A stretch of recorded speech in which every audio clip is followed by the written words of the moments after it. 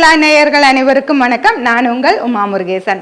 இன்னைக்கு நம்ம இந்த வீடியோவில் என்ன செய்ய போகிறோம் அப்படின்னு பார்த்தீங்கன்னா, நம்மளுடைய ஃபுட்டி தமிழா சேனலில் ஏற்கனவே நிறைய பொடி வகைகள் நம்ம செஞ்சுருக்கோம். அதுவும் சாத பொடி வகைகள் நம்ம கருவேப்பிலை சாதப்பொடி, முருங்கீரை சாதப்பொடின்லாம் நிறைய செஞ்சுருக்கோம். ஆனால் இன்னைக்கு ரொம்ப வித்தியாசமான ஆனியன்ஸ் ரைஸ் பொடிங்க, அதாவது வெங்காய சாத பொடி தாங்க நம்ம ரெடி பண்ண போகிறோம். இது ரொம்ப ரொம்ப டேஸ்டியாக இருக்கும்.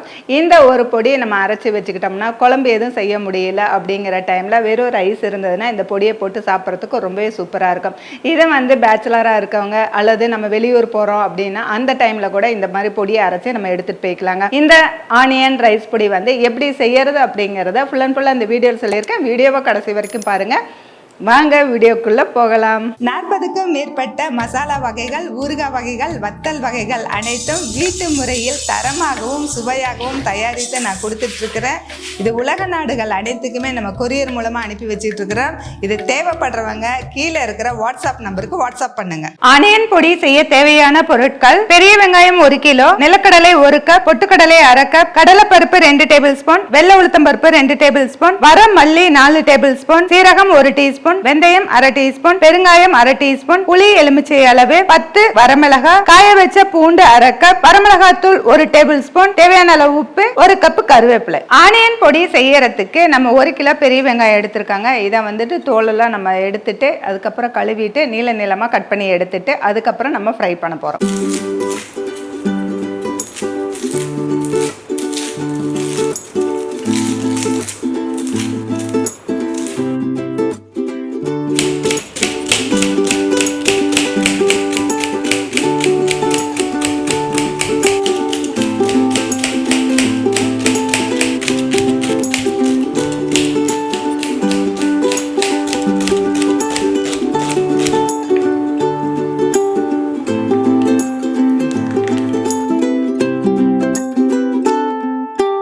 ஆனியன் பொடி செய்யறதுக்கு நம்ம ஆனியன்லாம் கட் பண்ணி வச்சுருக்கோம். அடுப்பில் கடாய் வச்சு எண்ணெய் ஊற்றி வச்சுருக்கோம். எண்ணெய் சூடானதும் ஆனியன்லாம் நம்ம கொஞ்சம் கொஞ்சமாக போட்டு நல்லா ஃப்ரை பண்ணி எடுத்துக்கலாம்.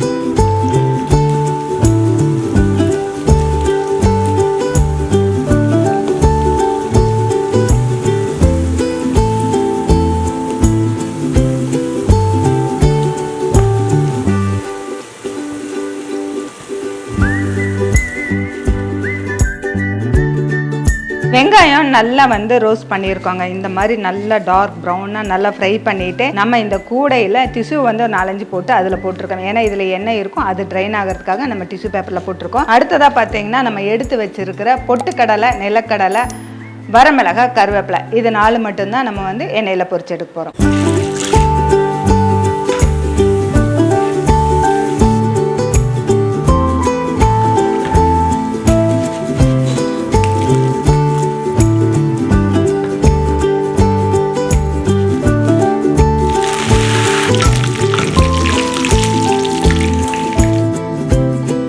எண்ணெயில் வறுக்க வேண்டிய பொருட்கள் எல்லாமே நம்ம வறுத்து எடுத்தாச்சுங்க. அதுக்கு அடுத்ததான் மீதி இருக்கிற கடலைப்பருப்பு, உளுத்தம்பருப்பு, வரமல்லி, சீரகம் இது எல்லாமே நம்ம ட்ரையாக ஒரு பேன் வச்சுட்டு வறுத்துக்க போகிறோம். அதுக்காக பேன் அடுப்பில் வச்சுருக்கோம். ஃபஸ்ட்டு நம்ம கடலைப்பருப்பு வறுத்துக்கலாம்.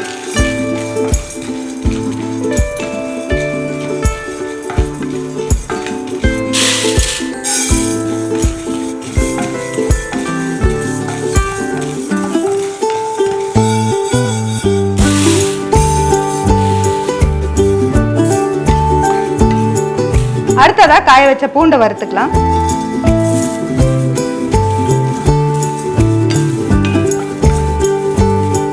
அடுத்ததா நம்ம எடுத்து வச்சிருக்கிற புளியை லேசா வறுத்துக்கலாம். இப்ப எல்லாமே வறுத்து எடுத்தாச்சுங்க. இதெல்லாம் நல்லா சூடு ஆறட்டும். அதுக்கப்புறம் நம்ம அரைச்சு எடுத்துக்கலாம். இப்போ இந்த பொடி ரொம்ப நைஸாக அரைக்க தேவையில்லை. கொஞ்சம் பருப்பருன்னு அரைச்சி எடுத்துக்கலாம். அது கூட பார்த்தீங்கன்னா எடுத்து வச்சிருக்கிற வரமிளகாய் தூள் சேர்த்துக்கலாம். அது கூட பெருங்காயம், உப்பும் சேர்த்துட்டு நம்ம வறுத்து வச்சிருக்கிற நிலக்கடலை, பொட்டுக்கடலை, வெங்காயம் இதில் எல்லாம் கொஞ்சமாக சேர்த்து நம்ம அரைச்சிக்கலாம்.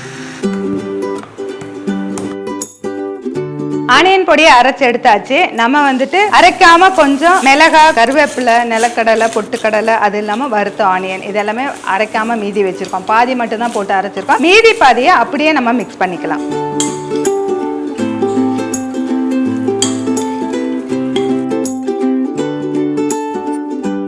இந்த ஆனியன் சாத பொடி வந்து வாசனையாகவும் டேஸ்டாகவும் ரொம்ப ரெடி ஆயிடுச்சுங்க. இந்த பொடியை வந்து சூடு ஆறுனதுக்கு அப்புறம் ஒரு ஏர்டைட்டான கண்டெய்னர் அல்லது கண்ணாடி பாட்டில நம்ம ஸ்டோர் பண்ணிக்கலாம். ஆனியன் எல்லாமே வந்துட்டு நம்ம ஆயில்ல ஃப்ரை பண்ணி எடுத்ததுனால இது வந்து வெளியிலேயே கிட்டத்தட்ட ஒரு 20 நாள் அந்த மாதிரி வச்சு மட்டும் நம்ம யூஸ் பண்ணிக்கலாம். அதுக்கப்புறம் பார்த்தீங்கன்னா அந்த ஆயிலோட வாசனை வரும். அதுக்காக தான் நம்ம கம்மியான அளவில் நம்ம செஞ்சுட்டு நம்ம ஸ்டோர் பண்ணிக்கலாம். இல்லை நம்ம ஃப்ரிட்ஜில் ஸ்டோர் பண்ணுறதுனால நீங்கள் ஸ்டோர் பண்ணிக்கலாங்க. இந்த பொடியை வந்து சூடான சாதத்தோடு நம்ம கொஞ்சம் பொடியை எடுத்து போட்டு நம்ம கொஞ்சமாக தேங்காய் எண்ணெய் அந்த மாதிரி ஏதாவது விட்டு பிசைஞ்சு சாப்பிடும்போது ரொம்பவே டேஸ்டியாக இருக்கும். நிறைய பேத்துக்கு ஆனியன் பக்கோடா ரொம்பவே பிடிக்கும். அவங்களுக்கு எல்லாமே இந்த ஆனியன் பொடி ரொம்ப ரொம்ப பிடிக்குங்க. நீங்களும் வீட்டில் ட்ரை பண்ணி பார்த்துட்டு கீழே கமெண்ட் செக்ஷனில் கமெண்ட் பண்ணுங்கள். இந்த வீடியோ பிடிச்சிருந்தா லைக் பண்ணுங்கள். ஃபுடி தமிழ் சேனலுக்கு சப்ஸ்கிரைப் பண்ணினா சப்ஸ்கிரைப் பண்ணிக்கோங்க. மீண்டும் அடுத்த வீடியோவில் சந்திக்கலாம். இப்போ நிறைய பேத்துக்கு வந்து இருக்கிற ப்ராப்ளமே வெயிட் அதிகமாக இருக்குது, அது வெயிட்டை கம்மி பண்ணணும் அப்படிங்கிறது தாங்க ப்ராப்ளம். அதுக்காக வந்து நிறைய விதமான டயட் ஃபாலோ பண்ணுறாங்க, நிறைய எக்ஸசைஸ் பண்ணுறாங்க, நிறைய யோகா போகிறாங்க. இந்த மாதிரி நிறைய ஃபாலோ பண்ணிட்டு இருக்காங்க. நானுமே ஃபாலோ பண்ணிட்டு இருக்கேன். இது எதுக்காக அப்படின்னா நம்மளுடைய பாடி கரெக்டான இருந்தால் தான் நம்மளால வேலை செய்ய முடியும். அது எந்த வயசானாலும் சரி.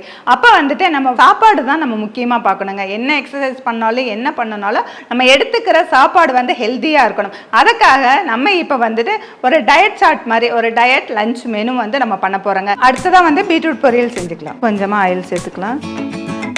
கடுகு, கடலைப்பருப்பு, உளுத்தம்பருப்பு சேர்த்துக்கலாம். கடுகு பொரிஞ்சதை 4 வரமிளகாய் சேர்த்துக்கலாம். சிறிதளவு கருவேப்பிலை சேர்த்துக்கலாம்.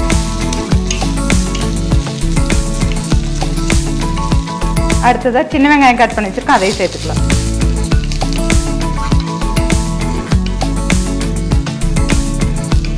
தேவையான அளவு இந்து உப்பு சேர்த்துக்கலாம். வெங்காயம் கொஞ்சம் வதங்கிறதுக்காக உப்பு இப்பயே சேர்த்துடலாம்.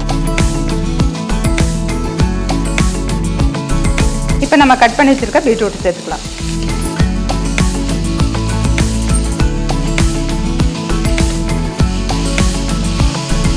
காய் வேகிறதுக்கு கொஞ்சமாக தண்ணி சேர்த்துக்கலாம். பீட்ரூட் பொரியல் ரெடி ஆயிடுச்சு. நம்ம திருவி வச்சிருக்க தேங்காய் சேர்த்து எடுத்துக்கலாம்.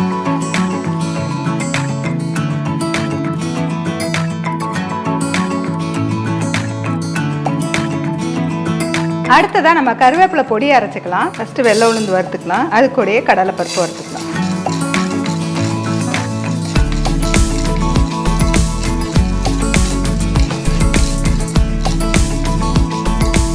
அது கூட 2 வரமிளகாய், கொஞ்சம் சீரகம், கொஞ்சம் மிளகு.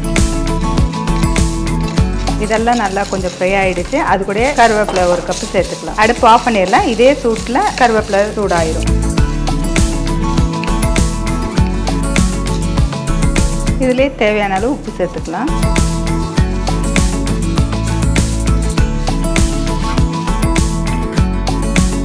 இது சூடு ஆறுனது மிக்ஸி ஜாரில் போட்டு பொடியாக்கிக்கலாம்.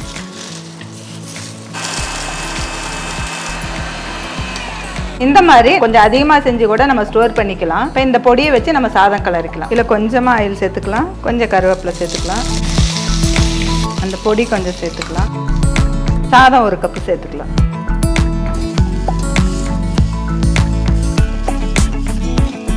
கொஞ்சமாக உப்பு சேர்த்துக்கலாம். அடுப்பு ஆஃப் பண்ணிவிட்டு கலரிக்கலாம்.